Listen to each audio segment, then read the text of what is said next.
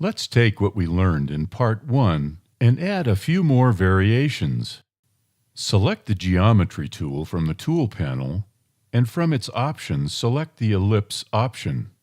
Let's draw a smaller circle in the middle, create a new style, give it this shade, select the Fill tool, and then fill the shape with the shade. Choose the Selection tool and select the shape, then right-click and group it. Create a new style and make it a darker version of the first shade. Increase its transparency by moving the slider to the left. Select the Chalk brush from the Special menu. Choose the Brush tool and increase its size.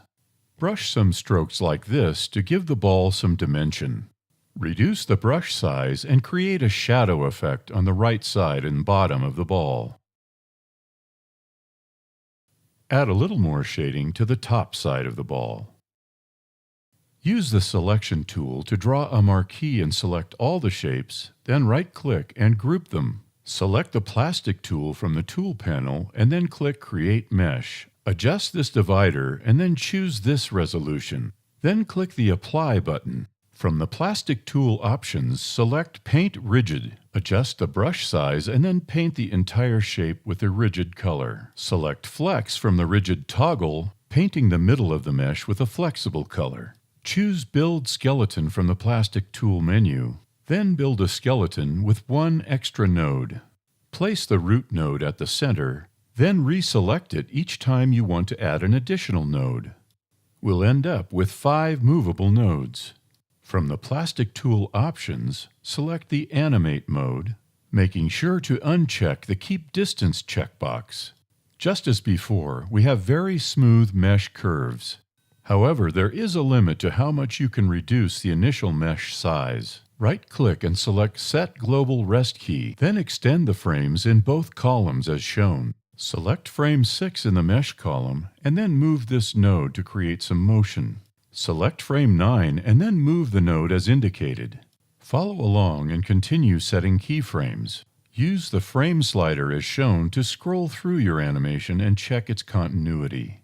The idea here is to create a rolling motion while standing in place. Hold down the Shift key and click the first keyframe, and then drag it to the bottom to duplicate it. Scroll the frame slider to check your animation. Click the loop icon in the playback controls to watch your animation in real time. It's playing a little too fast, so let's lower the frame rate to 12 frames per second.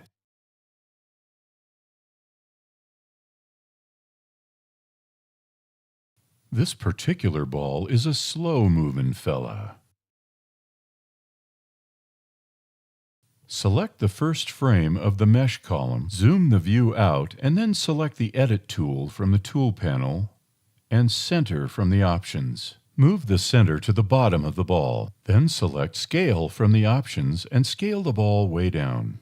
This action has actually improved the visual quality of the ball. Select the first frame of the next available column.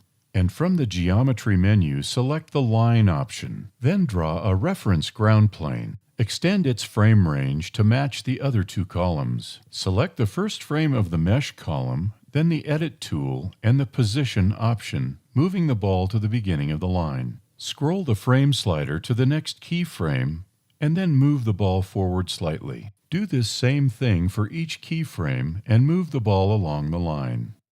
Check your animated results with the frame slider often. Correcting the motion is needed.